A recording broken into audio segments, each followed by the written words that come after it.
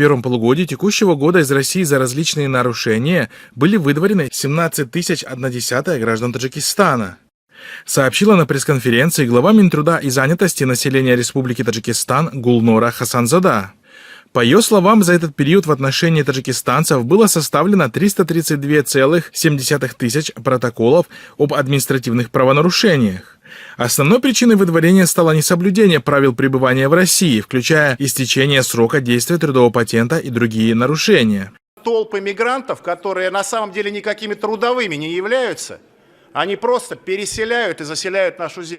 Напомним, что в данный момент в России в массовом порядке продолжаются антимигрантские мероприятия, причем свои рейды силовики проводят совместно с русскими националистическими организациями. Кроме того, власти в последнее время ужесточили правила въезда и пребывания трудовых мигрантов из стран Центральной Азии. В нескольких регионах введены запреты на трудоустройство в некоторых сферах. В аэропортах приезжих из стран Центральной Азии удерживают по несколько суток, тщательно проверяя документы и мобильные телефоны. Трудовые мигранты жалуются на давление силовиков и ксенофобию. Их избивают, врываются к ним в общежития и массово выдворяют из РФ. Политологи отмечают, что российские власти используют антимигрантские настроения как фактор, отвлекающий население от неудач на украинском фронте.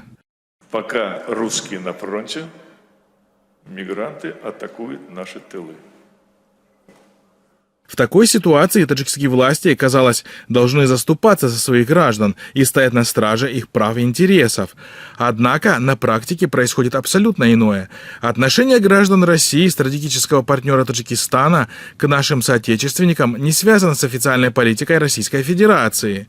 Это связано с публикациями российских СМИ, которые представляют образ мигрантов в негативном свете.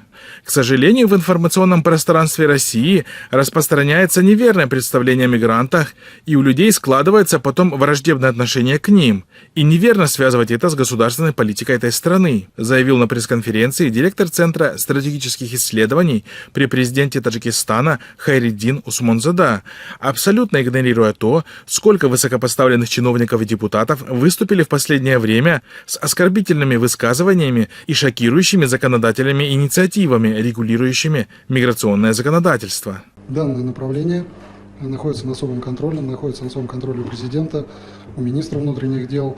И сейчас рассматривается ряд законопроектов для ужесточения мер принудительного характера для иностранных граждан, которые нарушают законодательство.